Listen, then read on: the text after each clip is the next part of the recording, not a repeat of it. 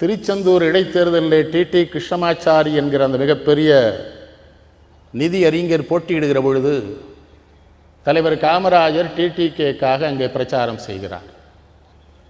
அப்பொழுது சொல்லுகிறார், என்னுடைய நண்பன் டிடிகேக்கு நீங்கள் எல்லாம் வாக்களிக்க வேண்டும், நான் உங்கள் மாவட்டத்தை சார்ந்தவன், வாக்கு கேட்க வந்திருக்கிறேன் என்று. கூட்டத்தில் இருக்கிற இளைய நண்பர் ஒருவர் கேட்கிறார், நீங்கள் விருதுநகர்காரர், நீங்கள் எப்படி எங்கள் மாவட்டத்துக்காரர் என்று. தலைவர் காமராஜர் சிரித்து கொண்டே சொல்லுகிறார், நீ கேட்பேன்னு தெரியும்னே, நான் பிறக்கிற பொழுது என் ஊர் திருநெல்வேலி மாவட்டத்திலே தான் இருந்தது, ஆகவே நான் பிறந்தது திருநெல்வேலி மாவட்டத்தில் என்று காமராஜர் பதில் சொன்னார். அது மட்டுமல்ல, காமராஜர் கோவிலுக்கு போக மாட்டார் என்கிற செய்தி ஒன்று உண்டு. ஆனால் அந்த தேர்தலில் டிடி கிருஷ்ணமாச்சாரியாரோடு திருச்செந்தூர் முருகன் கோவிலுக்கு தலைவர் காமராஜர் போகிறார். சட்டையை கழற்ற வேண்டும், தலைவர் காமராஜர் சட்டையை கழற்றி விட்டார், கிருஷ்ணமாச்சாரி சட்டையை கழற்றவில்லை. எல்லோரும் வற்புறுத்துகிற பொழுது காமராஜர் சொல்லுகிறார், சும்மா கழட்டுன்னே. அவன் எதுக்கு யோசிக்கிறான் தெரியுதா, அவன் பூநூல் போட்டிருக்க மாட்டான், அதுக்காக கலத்த மாட்டேங்கிறான், கலந்து சொல்லு. காமராஜர் என்கிற தலைவரை மிகப்பெரிய அறிவுடையவர் என்றோ மிகப்பெரிய மேதை என்றோ சொல்லியெல்லாம் எனக்கு பழக்கம் இல்லை. ஆனால் காமராஜர் ஒரு மனிதராக வாழ்ந்தார் என்று சொல்ல வேண்டும். ஏனென்றால் யாரெல்லாம் மனிதனாக இருக்க முடியுமோ அவன்தான் தலைவனாக இருக்க முடியும் என்று நான் கருதுவதனாலே, தலைவனாக இருப்பவனெல்லாம் மனிதனாக முடியாது, ஆனால் மனிதனாக இருப்பவன் தான் தலைவனாக இருக்க முடியும். அவர் மனிதனாக இருந்தவர். மனிதனுக்கு மேலே தெய்வம் கிவம் என்றெல்லாம் சொல்லுவது தவறு, அவரே அதை ஒத்துக்கொள்ள மாட்டார். இந்த உடுநேம்பர் திருநெல்வேலியில் ஒரு மாநாடு, அவர் மேடையில் இருக்கிறார். ஒரு நண்பர் பேசுகிறார், எங்கள் தலைவர் காமராஜர் எழுந்து நின்றால் அவர் தலை இமயத்தில், கால்கள் குமரியில், கைகள் கடற்கரையில்ங்கிறார். என்ன ராட்சசங்கிரியா? ஏய், என்னடா கிறுக்க மாதிரி பேசுற? என்ன ஹிந்து பத்திரிகை எடுத்து காட்டுறார் ஒரு முக்கியமான செய்தியை. நீ எம்ஏ படிச்சிருக்கிற, படித்த பிள்ளைன்னு நினைச்சேன், இந்த செய்தியை பேசுவியா மக்களுக்காக? தலை இமயத்தில் இருக்கான், அடக்கிருக்கேன், படித்தவன்லாம் அப்படி. ஆனால் அந்த நாடு எப்படி ஆகும்னார். புகழுரைகளை விழும்பாதவன் எவனோ அவன் தலைவன். அதுக்கப்புறம் தான் அவரை தலைவருங்கணும். புகழுரைகளை ரொம்ப யாராவது புகழ்ந்தான்னா எச்சரிக்கை ஆயிடுவார். அவன் வெளியே போனோன்னே சொல்றாரு, ஏதோ தப்பு பண்ண போறான் போல தெரியுதுன்னு. அவனை கவனி, எதுக்கு என்ன இவ்வளவு பேசுறான்? நமச்சிவாயம் போய் குமுதத்தினுடைய ஆசிரியர் எஸ்ஏபியை அழைத்து கொண்டு காமராஜரை பார்த்து உங்கள் வாழ்க்கை வரலாறு எழுதணுங்கிறார். இவர் இப்படியே கொடுக்க மாட்டேங்கிறார். எதுக்குன்னு என் வாழ்க்கை வரலாறு விடுங்கிறார். தொடர்ந்து 10 முறை எஸ்ஏபியும் நமச்சிவாயம் பார்க்குறாங்க. சரி எழுது அப்படின்ட்டு எஸ்ஏபிட்ட சொல்கிறாரு, முன்ன கூட்டியே அவன்கிட்ட எழுதி வாங்கி வச்சுக்கோங்க எல்லாத்தையும். இடையில ஏதாவது ஒரு வாரம் வரலன்னு வைங்களேன், நான் ஆட்சியில் இருக்கிறேன், உங்கள் பத்திரிகைக்கு எனக்கு ஏதோ தகராறுன்னு எழுதிடுவான்னு ஊரில் ஏதாவது சொல்லிடுவான், முதலே வாங்கி வச்சுக்கோங்க. அப்புறம் நமச்சிவாயத்திட்ட சொல்கிறாரு, எழுதுன்னு, நீ எழுதுறத படிக்கிறவன் என்னை காக்காவை பிடிக்க எழுதுறேங்கிற மாதிரி இருக்காமல் எழுது. என் ஃபிகரை பெருசாக காட்டணுங்கிறதுக்காக மற்ற யாரையும் டிஸ்ஃபிகர் பண்ணிடாத, ரொம்ப கலர்ஃபுல்லாக எழுதாத. உனக்கு தான் தெரியுமே நான் கலராக கிடையாது, ரொம்பலாம் பரபரப்பா எழுதிடாத. எங்கேயாவது என்னை ரொம்ப உயர்வாக காட்டணும்னு பொய் எழுதிடாத. நான் சரி பார்ப்பேன்னு நீ எழுதுனதை பூரா என்கிட்ட கொண்டு கொடு, நான் சரி பார்த்துட்டு எஸ்ஏபிட்ட கொடுக்குறேன்னா சரி எழுது. யாரையும் குறைச்சி எழுதிடாத. என்ன தலைவர்? நான் 1946 பெரியவர் ராஜாஜிக்கும் இவருக்கும் அரசியல் ரீதியிலே வேறுபாடுகள் இருக்கிறது என்பதனை மனதிலே வைத்துக் கொண்டு ஈரோட்டிலே ஒரு வரவேற்பு உரை வாசித்தளிக்கிறார்கள் பெருந்தலைவர் காமராஜருக்கு. அந்த வரவேற்பு உரையில ராஜாஜியை தாக்கி வரிகள் வருகிறது. எழுந்திருக்கிறார், நிறுத்துன்னு. என்ன எழுதியிருக்கிற? அவர் வயசு என்ன, உன் வயசு என்ன? அவர் என்ன தியாகலாம் பண்ணியிருக்கான்னு உனக்கு தெரியுமா? விடுன்னு. எனக்கு அவருக்கு 1000 பிரச்சனை இருக்கும் அண்ணன் தம்பிக்குள்ள. இதெல்லாம் எழுதுறியா? வை. இது நான் படித்தது, நான் பார்த்தது நாகர்கோவில் நாகராஜா திடல்ல. ஜெயகாந்தன் பேசிட்டு போயிட்டாரு, கண்ணதாசன் பேசிட்டு போயிட்டாரு. இவர் வருகிற நேரம் சின்ன அண்ணாமலை பேசுறாரு. ஒரு சின்ன அண்ணாமலை என்ன பண்ணாரு, இந்த ராஜாஜின்னாரு, சட்டையை பிடிச்சிட்டாரு. இவர் நிறுத்துன்னு. அவரை நீ என்ன பேச போற? நீ யாரா அவரை பேசுறதுக்கு? உட்கார்றா. எந்திரிச்சு வந்து சொன்னாரு, பெரியவர்னே, வைஸ்ராயா இருந்தவர், உலகத்தில் இருக்கிற 10 புத்திசாலி அவர் ஒரு புத்திசாலின்னு. ஏதோ கோபம்னே, பெரிய ஆட்களுக்கு கோபம் வந்தா நம்மளை திட்டக்கூடாதா? அக்கா நீ இவன் கிறுக்கெல்லாம் பேசுவான், நான் பார்த்துட்டு பண்ணா அவர் பாட்டு பேசட்டும். அவரெல்லாம் அடுத்தவங்களை பேச தப்பாக பேச அனுமதிக்க மாட்டார். அது மாதிரி போலித்தனமான பெரிய வீர உரையெல்லாம் அவர்கிட்ட சாதாரணமாக பேசுவார். திருநெல்வேலியில் பேசுகிறாரு ரொம்ப சாதாரணமாக, சோறு பொங்கி வச்சிட்டோம்னு பருமாற வந்திருக்கிறான்னு பார்த்து பருமாறு, ஏன்னா நிறைய கட்டை வெந்திருக்குன்னாரு. புரியுதா? விடுதலை போராட்ட வேள்வியில எத்தனை வீரர்கள் இந்த மண்ணிலே வெந்து போனார்களோ அவர்கள் ஒரு தலைவன் அவனுக்கு தெரிஞ்ச ஓமையில சொல்றான், டே நிறைய கட்டை வெந்திருக்குதா, அதுலதான் சோரே வந்திருக்குதுன்னு. அந்த வெந்த கட்டைகளை நினைவுல வச்சுக்கிட்டு பருமாறு. அதுல என்ன அர்த்தம், என்ன அர்த்தம் தெரிகிறதா? அந்த அந்த பகிர்ந்து வழங்குவதிலே தவறு வந்துடக்கூடாது, பார்த்து செய். அப்புறம் சிரிச்சுக்கிட்டே சொன்னாரு, இந்த ஆனை சோறு சாப்பிடுது இல்லை, அதில் உதிர்ந்துரும்னு, அதை எத்தனை ஜீவராசிகள் சாப்பிடுது, அப்படித்தான் நான் பணக்காரன்ட்ட சொல்கிறேன்னாரு. அவருக்கு தெரியாது இது புறநானூற்று பாட்டுன்னு. ஒரு புறநானூறு படிக்கல, ஆனால் அவர் சாதாரணமாக சொல்கிறாரு புறநானூற்றில் இவனும் எழுதியிருக்கான். அப்போ தான் நினச்சேன், புறநானூறு எழுதுகிற காலத்திலேயும் காமராஜரை போன்ற தமிழர்கள் தமிழ்நாட்டிலே உயிரோடு இருந்திருக்கிறார்கள் என்று எனக்கு அப்படி தோணுச்சு. அப்பவும் தமிழ எதுக்கு பெரியார் அவரை போய் பச்சை தமிழங்கிறாரு? புவனேஸ்வரத்தில் அகில இந்திய காங்கிரஸ் கமிட்டி மாநாடு, இவருக்கு ஹிந்தி தெரியும், மறந்துடாங்க, காமராஜருக்கு எல்லா மொழியும் தெரியும். ஆனால் அங்கே புவனேஸ்வர மாநாட்டுக்கு ஒரு போராடு எப்படி அதே வேட்டி அதே சட்டை ஒரு துண்டு சகோதர சகோதரிகளைங்கிறார். அங்கே ஒரு 20 நிமிஷம் பேசுகிறார். பத்திரிகைக்காரர்கள் ஒரு நெருங்கிய நண்பர்கள். ஒரு நல்ல அரசியல் தலைவனுக்கு இலக்கணம் பத்திரிகையாளரோடு இருக்கிற நட்பு. பத்திரிகைக்காரங்க வடநாட்டு கிராமவாசிகிட்ட போய் கேட்குறாங்க, அந்த ஆள் என்ன பேசினார்னு உனக்கு புரிஞ்சுதா, நீ கை தட்டுறேங்கிறாரு. அங்கே ஒரு விவசாயி சொல்லியிருக்கிறான் பதில், அவன் என்ன பேசுறான்னு தெரியல, ஆனா எங்கால் ஒருத்தன் இந்த இடத்துல இருந்து பேசுறான்னு எங்களுக்கு தெரியுதுடா, அதுக்கு கை தட்டணும். நாங்க இவன் எங்காலு அது தெரியுது, எங்கால் பேசுறான் எங்களுக்கு தானே பேசுவான், இது அவன் என்ன பேசுறான் எனக்கு என்ன தெரியணும். தான் காமராஜ் சோவியத் ரஷ்யாவுக்கு போனார். சூட்டு போட்டுலாம் போட்டாரா, இதே வேட்டி இதே சட்டை இதே தொண்டு. ஆர்வி கட்டுறான் போய் கேட்டுக்கிறாரு, ஒரு டெய்லரை கூட்டு போயிருக்காரு ஆர்வி. என்ன ஆர்வி என்னான்னு இருக்கிறாரு, இந்த சூட்டுலாம் தைக்கணும்னு. எதுக்கு? ரஷ்யாவுக்கு போகணும். எப்போ நீ தானே போட்டுக்காது, நீ போட்டுக்க, எனக்கு வேணான்னு, நான் இப்படியே வர்றேன். ரஷ்யாவுக்கு அப்படி தானே போனார், பல்கேரியா போனார், அந்த சோவியத் நாடுகள் எல்லா நாடுகளும் சோசியலிஸ்ட் நாடுகளுக்கு போனார். எங்கேயுமே ஆடை அலங்காரம் வேற மாற்று அலங்காரம் கோட்டு சூட்டு ஒன்றுமே. டெல்லியில் கூட அந்த பனியில் எனக்கு தெரிஞ்ச அந்த வேட்டி சட்டை துண்டு தான். எப்போமாவது ரொம்ப குளிர் இருந்தால் ஒரு சால்வையை போத்திக்க, தோரணை கிடையாது. பெரிய ஆடம்பரம் வரவேற்பு பிரச்சனைனா கோவப்படுவார். 1968 திருநெல்வேலிக்கு வரார், தோற்று 6 மாதம் கழித்து. நான் நகர காங்கிரஸ் கட்சி செயலாளர். நான் மைக்கில் விளம்பரம் பண்ண பையங்களுக்கு என்ன எழுதி கொடுத்தேன்னு தெரியுமா? உண்மை பேசுகிறது, சத்தியம் பேசுகிறது, நேர்மை பேசுகிறது, நாணயம் பேசுகிறது, தலைவர் காமராஜர் பேசுகிறார். இவர் வந்து இறங்கின உடனே அவரே கட்டின அரசினர் விடுதி தங்குறாரு. முதல் கேள்வி கேட்கிறார் மாவட்ட தலைவர்கிட்ட, யார் ஊருக்குள்ள கூட்டம் போட்டதுன்னு நினைக்கிறார்.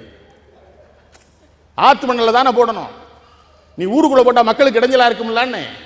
ஆத்துல போட்டா தானே கேட்கிறவன் மட்டும் வருமா, மக்களுக்கு துன்பம் இருக்காது. யார் போட்டது அப்படின்னு மாவட்ட தலைவர் சும்மா இருக்கணும்ல. இந்த பையன் தான்ட்டார் நம்ம, நான் வெளியே ஓட்டு ஏதாவது பிரச்சனை ஆயிரும்னு. முதல் நாள் இரவு அவருடைய 67வது பிறந்த நாள் அன்றைக்கு நாங்கள் ஒரு பெரிய கொடி கம்பம் போட்டிருந்தோம். அதில் சீரியல் பல்பெல்லாம் கட்டியிருந்தோம். இவர் வராருன்னு அது அருந்து விழுந்துருச்சு. மேலே போய் யார் கட்டுறது 67 அடி உயரத்தில் முருகன் ஒரு பையன் என்ன பண்ணார், வாயில் அந்த உயர கவி மலமலன்னு மேலே ஏறிட்டார். மேலே ஒரு குறுக்கு கம்பி கொடுத்துருந்தோம், ஏறி அந்த கட்டிட்டு கீழே வந்தார். இந்த வந்தே மாதரம்ங்கிற கோஷத்துக்கு உண்டான அந்த அந்த மரியாதை ஒரு 300 பேர் சத்தம் போட்டோம். இறங்கினான். விவரம் இல்லாமல் அவனை கொண்டு இவர்கிட்ட விட்டு, ஏன்னா மேலே ஏறி கட்டியிருக்கான்ல, அவனுக்கு ஒரு பொண்ணா ஒரு கதராடை பொறுத்தோம்னு இவர்கிட்ட கொடுத்தோம். ஒரு அடி அவனுக்கு விட்டார். முதல்ல மலார்னு விழுந்து நாங்கள் ஒரு வயலும் இல்லை, ஓடிட்டோம் எல்லாரும். ஏன்னா அவனுக்கே அடி விழுது. கேட்டார், உனக்கு அறிவு இருக்கான்னு, 67 பேர் கம்பத்தை உன்னை எவன் ஏற சொன்னான்னு, நீ செத்து போனா அவங்க அப்பனு ஆத்தாளுக்கு யாருடா பதில் சொல்றது? காமராஜ் வந்தான், அவனுக்கா ஒரு பிள்ளை செத்து போனான்னு சொல்லுவானடா, நீ எல்லாம் உயிரோடு இருக்கிறது வாழ்றதுக்கு தானடா நாங்க அடிபட்டோம், நீ ஏன்டா சாகணும் கிறுக்கு பையலங்கிறார்.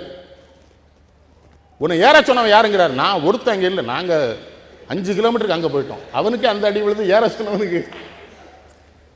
இன்னொருவன் வீட்டு பிள்ளை இறந்து போய் விடக்கூடாது என்கிற எச்சரிக்கை உணர்வோடு இருந்த ஒரு தலைவன் எவனும். சென்னையில் ஒரு போராட்டம், அடிபட்டு மண்டை உடைஞ்சு தொண்டர்கள்லாம் ரத்த வெள்ளத்தில் இருக்காங்க. கண்ணதாசன் கட்சியில் சேர்ந்த புதுசு. இந்த அடிபட்டவன்லாம் மேடைக்கு வர்றாங்க, கூட்டு வராங்க. இவர் கேட்கிறார், என்னண்ணே அவன் எல்லாம் ஆஸ்பத்திரி கூட்டு போய் இங்கேயும் கூட்டு வரேங்கிறாரு. மக்கள்கிட்ட காட்டணும், இந்த கிறுக்குத்தனம்லாம் பண்ணாதண்ணே, செத்து போயிருவான், ஏற்கனவே ஒரு பேர் செத்து போயிட்டாங்கிறான், எவன்டா பதில் சொல்றது? முதல்ல ஆஸ்பத்திரி கொண்டு போய் மேடை கொண்டு வராதே. அப்போ கண்ணதாசன் சென்னையில் இருக்கிற ஒரு காவல்துறை அதிகாரியை கொஞ்சம் கடுமையாக பேச ஆரம்பிக்கிறாரு. நிறுத்துன்னு. அவன் என்ன பண்ணுவான்? அதிகாரியை பேசாத, அதிகாரி விட்டு பெண்களை பேசாத, நிறுத்து, தப்பு. என்ன தலைவர் பார்க்க முடியுமா அப்படி தலைவரை?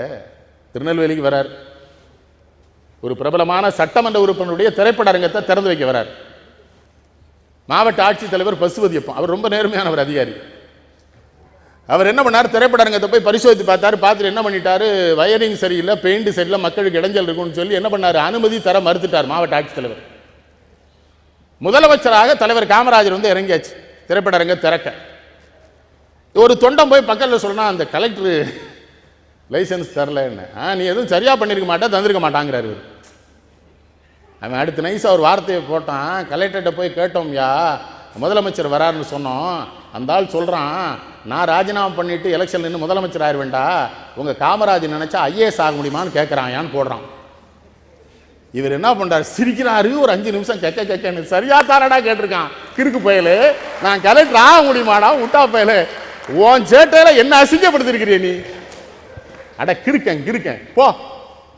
அவரை எம்எல்ஏ கூட்டா, நான் வர்றேன் திறந்து வைக்கிறேன்னு. அவன் லைசன்ஸ் வந்த அப்புறம் நீ தியேட்டர் ஓட்டிக்க திறந்து வச்சுட்டார். மறந்துடாதீங்க, மாவட்ட ஆட்சித்தலைவர் அவருடைய பங்களாவில் இருக்கார். எதிர்பார்க்கல அவர் மறுநாள் காலையில் முதலமைச்சர் கார் அங்கே போய் நிற்கி மாவட்ட ஆட்சித்தலைவர் வீட்டில். மாவட்ட ஆட்சித்தலைவர் வீட்டில் இவர் நினைச்சா அவர் இங்கே வந்து போறார். அவர் வர்றார் வெளியே. வணக்கம் தம்பி, வணக்கம் தம்பி. நீங்க படிச்ச பிள்ளை எல்லாம் அப்படி நேர்மையா நாணயமா இருந்தா தாயா நாங்க விடுதலைக்கு பாடுபட்டதுக்கு அர்த்தம். இந்த நாடு அப்பண்டாயா உருப்பிடும். ரொம்ப மகிழ்ச்சி, பாராட்ட தான் வந்தேன். நன்றி. ஒரு காப்பி இருந்தா கொடுங்க, குடிக்கிறேன். அது எதுக்கு தெரியுதா? அவன் பதறிடக்கூடாது. காப்பி மகன் படிக்குதா? நல்லா படிக்கணும்யா, பெரிய ஆளா வரையா. என்ன இருந்த இடத்துல மாவட்ட ஆட்சியில் வர சொல்லாமே நேரே எப்படி ஆள்? திருநெல்வேலியில் சுற்றுப்பயணம் பண்ணுறாங்க. ஒரு ரயில்வே கேட்டு, ரயில் வருது, கேட்டை போட்டான். எல்லா நேரத்துலையும் சில பேர் கொஞ்சம் அதிகமாக தன்னை பற்றி காட்டிக்கிற அதிகாரிகள் இருப்பாங்கல்ல. ஒரு காவல்துறை அதிகாரி அவசரமாக ஓடிப்போய் அந்த கேட் கீப்பரை கேட்டை தராங்கிறாரு. இவர் பார்த்துட்டார், இந்த அவனை கூப்பிடுங்கிறாரு. பக்கத்தில் போயிட்டான். என்ன கேட்டை திறக்க சொல்லியா? ஆமாம். ரயிலில் அடிபட்டு நான் சாகணும்னு நினைக்கிறியா? இல்லை, உனக்கு என்ன நோக்கம்னு எனக்கு புரியல. ஆமாம், அப்படியே யாருண்ணா இந்தா ரயில் போகிற பொழுது மக்கள் யாரும் அதில் மாட்டிக்கிறோட, கார் எதுவும் போகக்கூடா, அதுக்கு தானே அதை கேட்டு போட்டிருக்கு, அதுக்கு தானே அவனை வேலைக்கு வச்சிருக்கு. அவனை போய் திறங்கிறிய? எஸ்பி போய் ஐயாண்ணா இவனை வேற எதுக்காக அது மாற்றி ஊரை கெடுத்து போடுவான்ட்டாரு. இவன் ஊருக்குள்ளே வச்சிருக்கிறாதான் இங்கே இவன் தப்பு பண்ணிவிடுவான். பார்க்குறாரு பாருங்க. கேட்டு திறந்து இல்லை, கார் கடந்து போகுது, போக விடலை, கார் நிறுத்தினார், இறங்கினார். அந்த கேட் கீப்பருக்கு வேத்து, வாண்ணே நீ பண்ணதான் சரி, ஜனாதிபதியாக வந்தால் நீ திறக்கப்படாதுன்னு, இந்த இடத்துக்கு நீ தான் எஜமான், நான் இல்லைன்னு. நான் தமிழ்நாட்டுக்கு முதலமைச்சராக இருக்கலாம், ஆனால் இந்த கேட்டுக்கு யார் எல்லாம்? நீ தான் முதலமைச்சர், பிரதம மந்திரி, ஜனாதிபதி. நான் வரட்டுமா? பயப்படாத. கேட்ட உடைச்சிருவானே.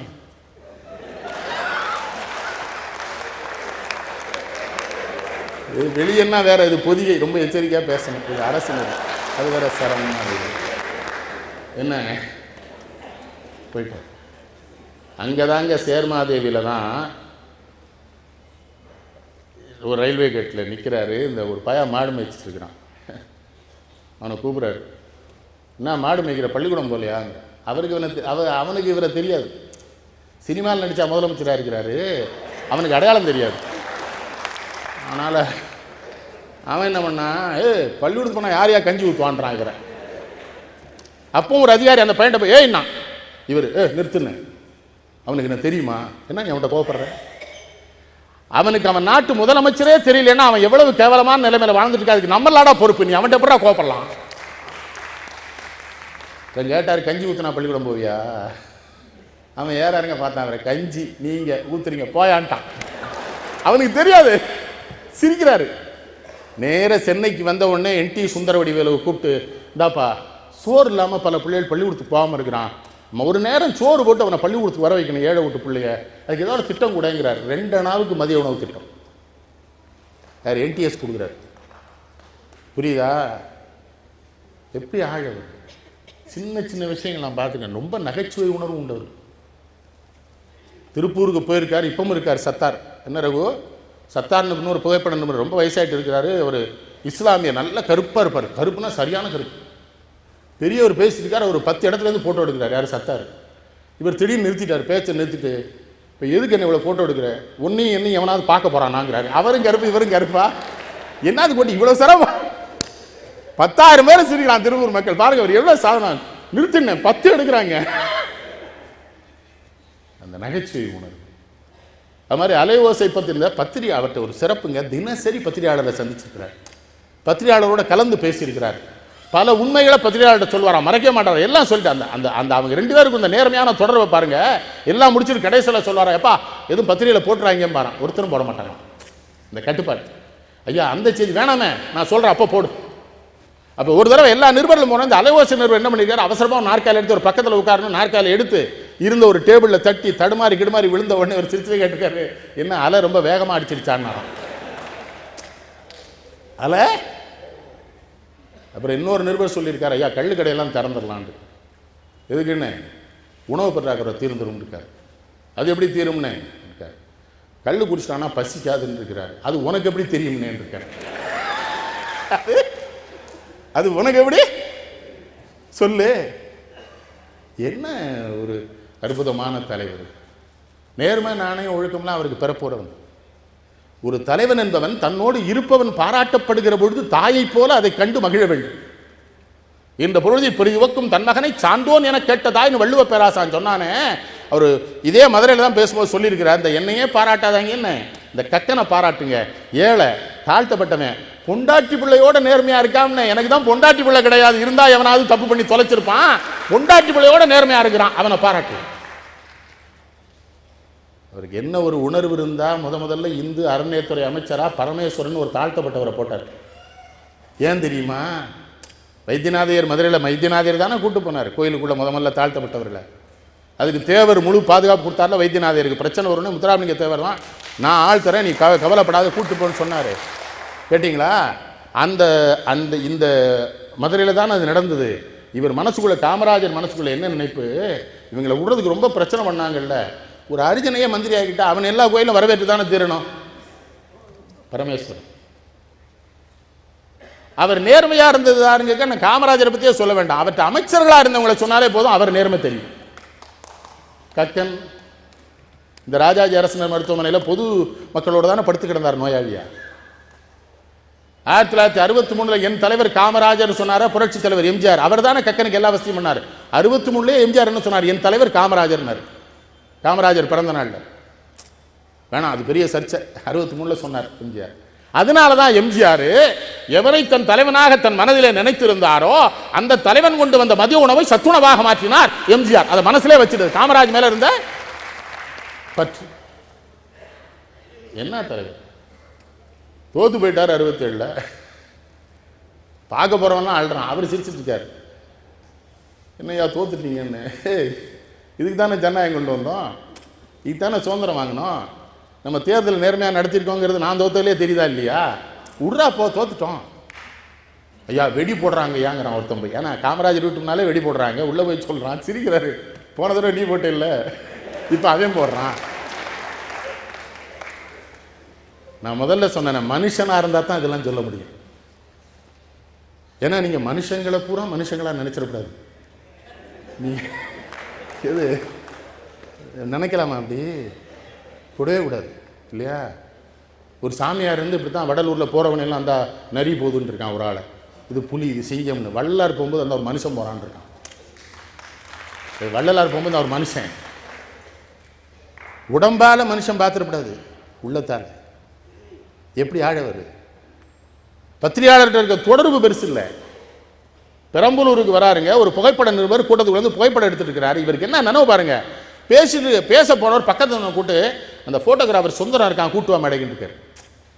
சுந்தரத்துக்கு என்ன பையன், நம்ம ஏதோ தப்புட்டோம் போல, அதிகமாக ஃபோட்டோ எடுத்தா சத்தம் போடாது, எதுக்கு கூப்பிட்றான்னு தெரியல. வந்தா என்ன கையில் காயம்னு ரத்தம் வடிஞ்சுக்கிட்டு இருக்கோம், ஏமா ஃபோட்டோ எடுக்க சொன்னான்னு.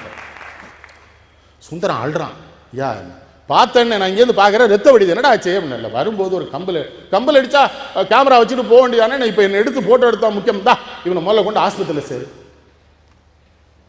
கூட வர்ற பத்திரிகைக்காரங்க, போலீஸ்காரங்க அத்தனை பேர் சாப்பிட்ட பிறகு தான் அவர் சாப்பிடுவார். அது காரணம் சொன்னார், நான் சாப்பிட்டேன்னா அவ்வளோ பேரையும் விட்டுருவான்னு. விட்டுருவான் தெரியும்ல அப்படிங்கிற. சேலத்துக்கு போகிறார். சேலம் மாவட்டத்தில் சுற்றுப்பயணம் பண்ணுறார். பல மில் முதலாளிகள் அங்கெங்கெல்லாம் சாப்பாடு நடக்குது. வரும்போதே சொல்கிறாரு, பூரா அறக்கண்ணப்பனாக இருக்கானேங்கிறார். நீங்கள் அவர் ஒரு பெரிய பிராணம் படிக்கல, அது படிக்கலாம், அவரை சொல்லுவாங்க, அவர் எப்படி படிச்சிருக்காரு, அறக்கண்ணப்பனாக இருக்கானேன்னு இருக்கார். மாவட்ட தலைவருக்கு புரியல. உடனே சிரிச்சுக்கிட்டே கூட வந்த பையன்ட்டு சொல்லியிருக்காரு, அவன் வைஷ்ணவன், அவனுக்கு புரியாதுன்னு நினைக்கிறேன் இருக்கிறார். இந்த சைவ வைஷ்ணவ வேறுபாடெலாம் அவர் தெரிஞ்சிருப்பாரு. வைஷ்ணவன் அவனுக்கு புரியாதுன்னு நினைக்கிறேன்னு. அப்போ இவர் என்னன்னு கேட்டுக்கார். ஒன்றும் இல்லைப்பா, கண்ணப்பன் சாப்பாடு வச்சான் சிவபெருமானுக்கு, அவனுக்கு எது பிடிக்குமோ அதான் வச்சானுடைய, சிவபெருமான் சாப்பிடாருன்னு நினச்சி வைக்கல. அது மாதிரி எனக்கு சாப்பாடு போடுற பயப்புறம் அவனுக்கு பிடிச்சதை தாண்டா எனக்கு வச்சுக்கிட்டு இருக்கான். ஒருவேளை அது எனக்கு என்ன பிடிக்கும்னு கேட்கல. அதில் ஒரு செய்தி. அதில் இன்னொரு செய்தி என்ன வச்சிருக்கா தெரியுமா? கண்ணப்ப வச்சான் பாரு, வச்சவன் சிவபெருமான் எதுவுமே எதிர்பார்க்கல, இந்த பயபுரம் எதிர்பார்ப்புல எனக்கு சாப்பாடு வைக்கிறான்டான் தான் அறக்கண்ணப்பன்னு சொன்னேன். தொண்ட மண்டலத்துக்கு போயிருக்காரு. சீனிவாச படையாச்சி கூட போயிருக்காரு.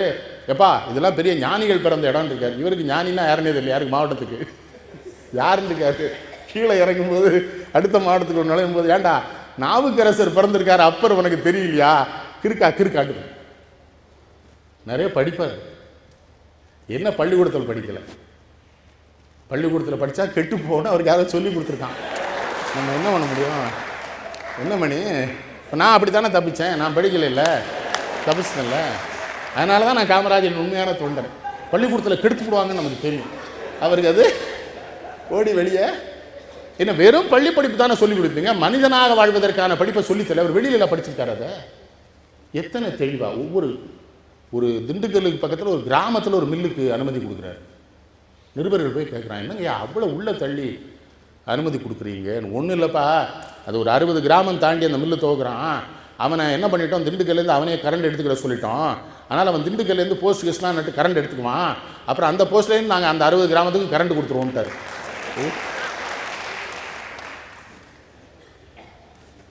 அறிவு. சென்னையில் ஒரு பேருந்து ஓட்டுநர் ஒரு மாணவனை அடிச்சுட்டார். பெரிய தகராறு. மாணவர்கள் ஊர்வலம். கோட்டைக்கு வந்தாச்சு ஒரு முதலமைச்சர். அந்த கண்டக்டர் உடனே டிஸ்மிஸ் பண்ணுங்கிறான். கீழே வந்தார். என்னப்பா அப்படியா, இந்தா அவன் எந்த ரூட், அவனை டிஸ்மிஸ் பண்ணிட்டான். மாணவர்கள் காமராஜர் வாழ்க வாழ்கன்னு போயிட்டான். இவர் போயிட்டார். அறையை போய் 1.5 மணி நேரம் கழிச்சு அந்த கண்டக்டர் வந்து நிற்கிறான். என்னப்பா எந்த ஊர்? செங்கல்பட்டு. உங்கள் வீட்டில் எத்தனை பேர் வேலை பார்க்குறாங்கய்யா? நான் ஒருத்தன் தான். கிறுக்கு பிள்ளையா இருக்கிறிய, பள்ளிக்கூடத்து பிள்ளையிட சண்டை போடலாமா? என்னய்யா ஐயான்னு. அவன் ஒன்று, ஐயா என்னை டிஸ்மிஸ் பண்ணிட்டீங்களாமேன்னு. அப்படி சொன்னா தான் அவன் போவான்னு. இது டிஸ்மிஸ்லாம் பண்ணல, செங்கல்பட்டில் இருக்கா, கொஞ்ச நாள் இங்கே வேணாம், அவனுங்க பார்த்துருவான். ஒரு பிரச்சனையை தீர்த்துட்டார். பார்த்தீங்களா? படிப்பு வேற, அறிவு வேற.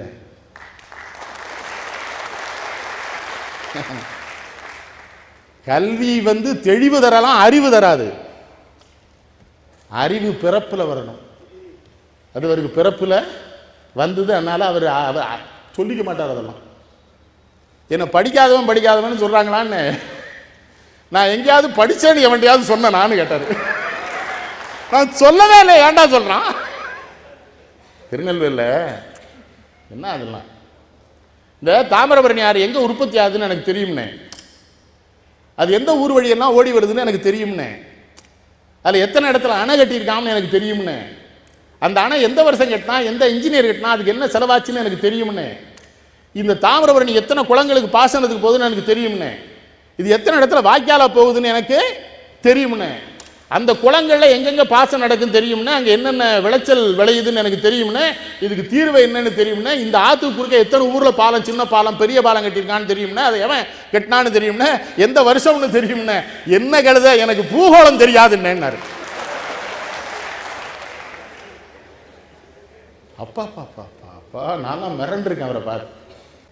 பெத்த தாயை போய் பார்த்தானா அந்த தலைவன்? எப்பவுமோ போனால் போயிருக்கார். ஊரில் இருந்து பிள்ளைகள் ஒரு தண்ணி குழாய் வச்சு கொடுத்துருக்கான், பெருசு. வெளியில் தண்ணி எடுத்துக்காரு. இந்த ஆள் போன ஒரு அம்மா பார்க்கல, இது என்னதுங்கிறார். குழாய் பாருங்க, எதுக்கு? பிள்ளைய வச்சு கொடுத்தாங்க. அப்படியா? ஏன் வெளியே போய் தண்ணி எடுக்கக்கூடாதுன்னு 300 ரூபாய்க்கு அவனுக்கு குழாய் வச்சு கொடுத்து அங்கே 30,000 ரூபாய்க்கு திருட்டுத்தனம் பண்ண வருவான்னு குழாயை முதல்ல கலத்து, தான் வீட்டை விட்டு போகிறதுக்குனால குழாயை கலத்திட்டு போனாரே. முடியுமா? ஜீவா எப்படி விடால் ஜீவா சிராவையில் ஜீவா ஒரு ஆசிரமம் வச்சிருக்கிறாரு. மகாத்மா காந்தியடிகள் இங்கே போறாரு. காந்தியடிகள் என்ன செய்கிறாரு? ஆசிரமம் வச்சிருக்காருன்னா பணக்காரனா இருக்கணும் நினைச்சிட்டு உனக்கு எவ்வளவு சொத்து இருக்குதுன்னு கேட்கிறாரு ஜீவாட்ட. ஜீவானந்தம் பதில் சொல்றாரு, இந்தியா தான் என் சொத்துன்னாரு. காந்தியடிகள் சொன்னார், இல்லப்பா நீ தான் இந்தியாவின் சொத்துன்னாரு.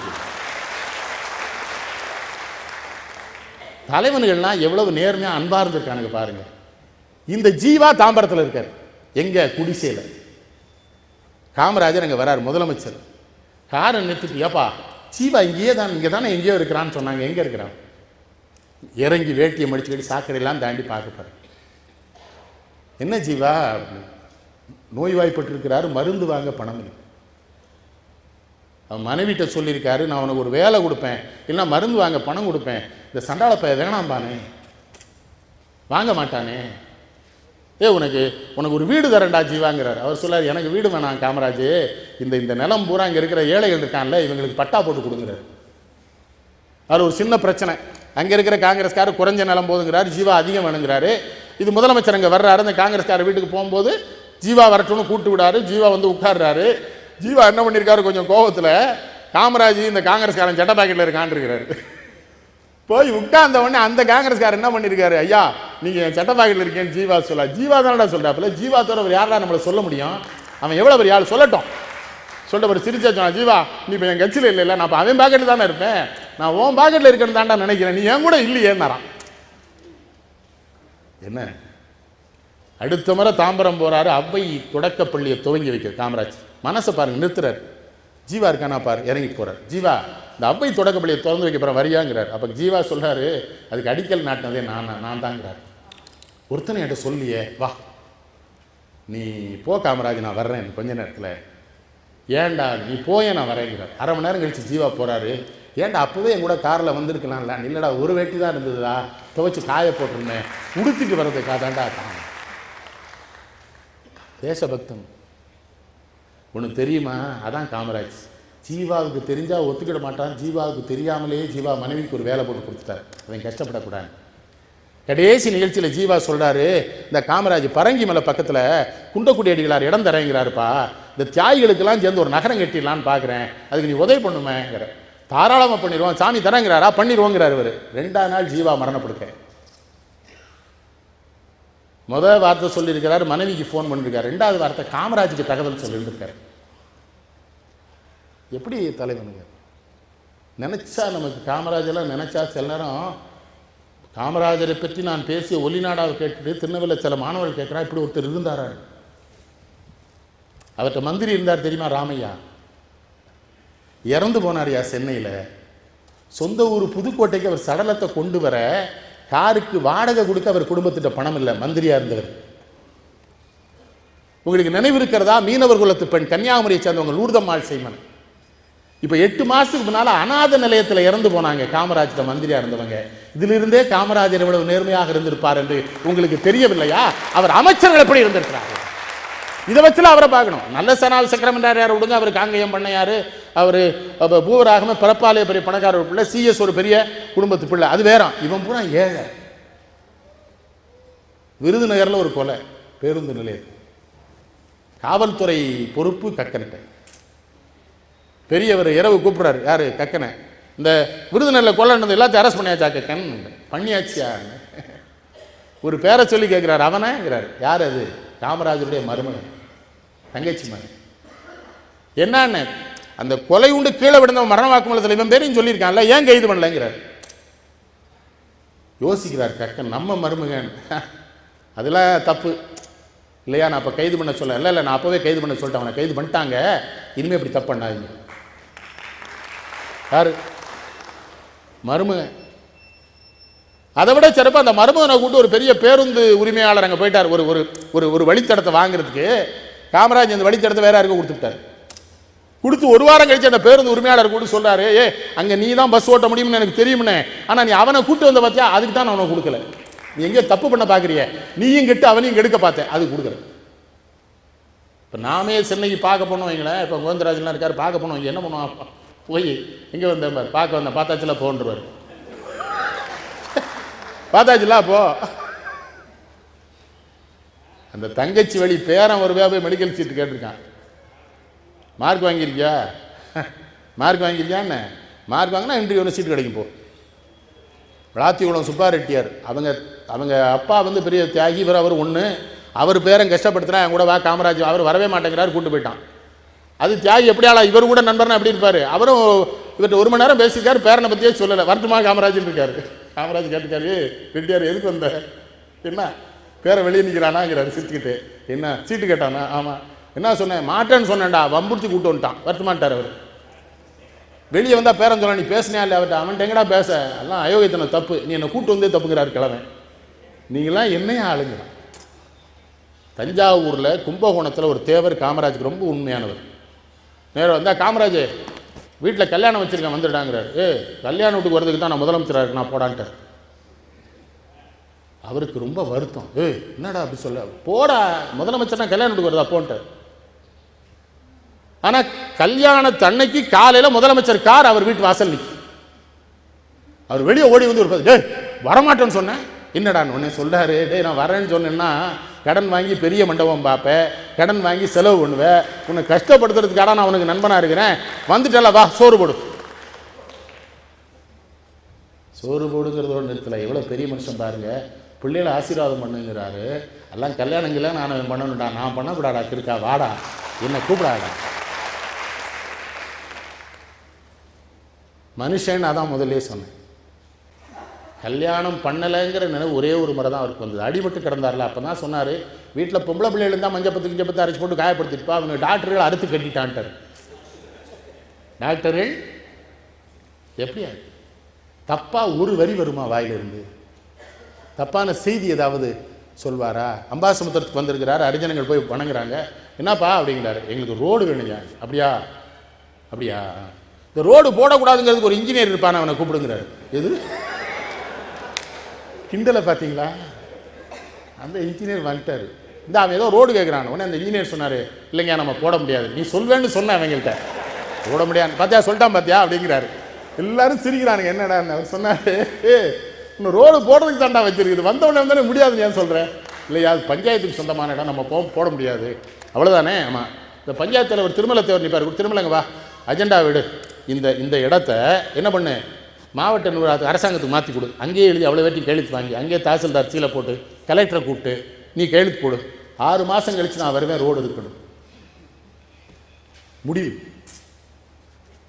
சென்னையில் சென்ட்ரல் ரயில் நிலையத்துக்கு எதிராக குறுக்க நடக்க மக்கள் சங்கடப்படுறாங்கன்னு ஒன்று ஒரு கீழே சப்வே போடணும்னு போட்டுக்க, அது மத்திய அரசாங்கத்து அதிகாரி வந்தால் தான் போட முடியும்ட்டான்.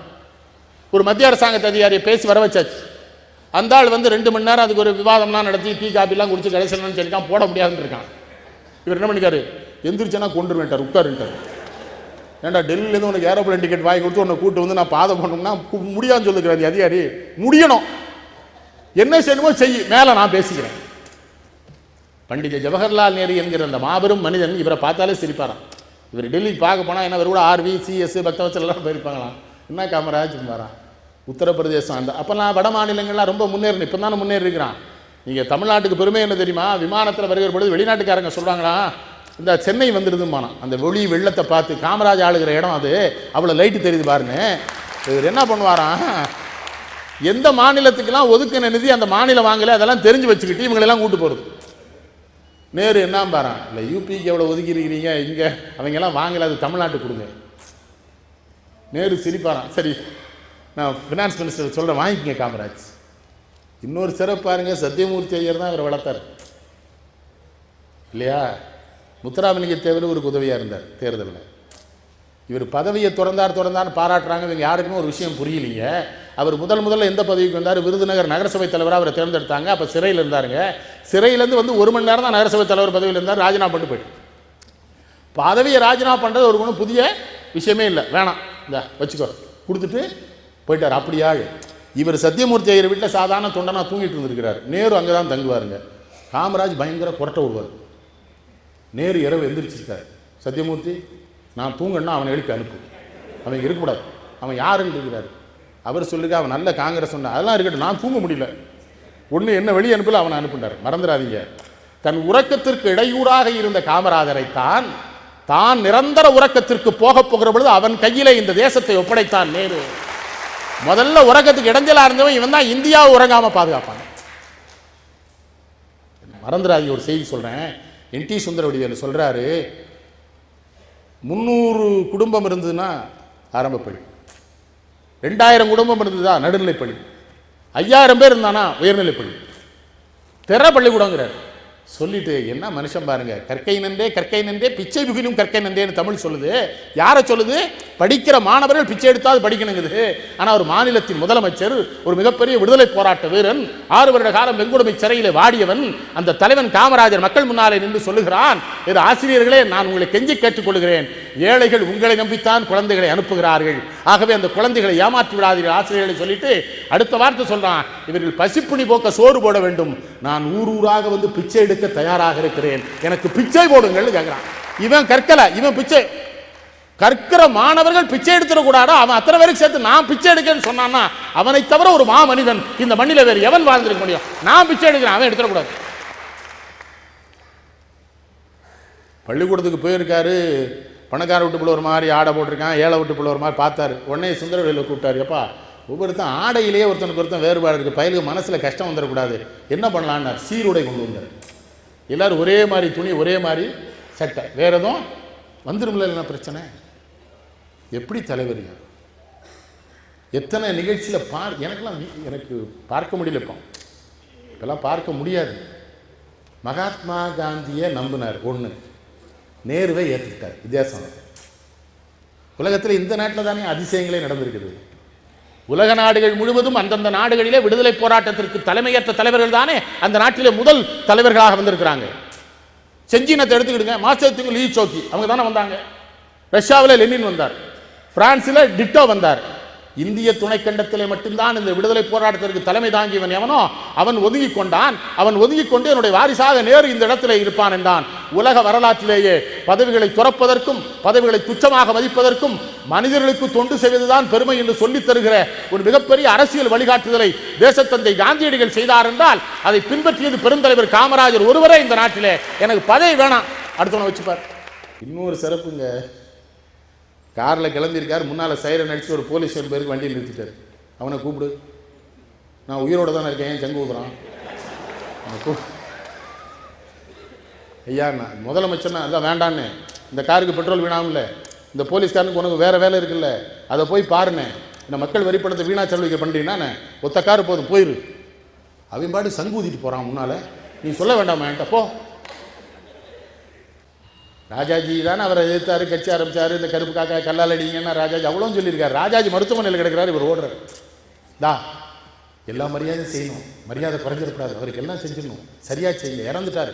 அந்த இறுதி உருவத்துக்கு சரியா பண்ணுங்கிறார், பயப்படுறார், சரியா பண்ணு.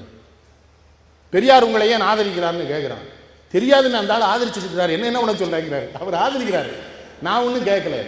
பெரியாருக்கு என்னன்னா, ஒரு ஏழை வந்திருக்கிறான், ஒரு சாதாரண குடும்பத்திலிருந்து வந்திருக்கான், ஒடுக்கப்பட்ட ஒரு இனத்திலிருந்து, மறந்துடாதீங்க, தாழ்த்தப்பட்டவர்களுக்கும் கீழே தள்ளி வைக்கப்பட்ட ஒரு இனத்தில் பிறந்தவன் ஒரு உயரிய இடத்திற்கு வந்திருக்கிறான். பெரியாருக்கு மாதிரி அவன் இருக்கட்டும், பச்சை தமிழன்.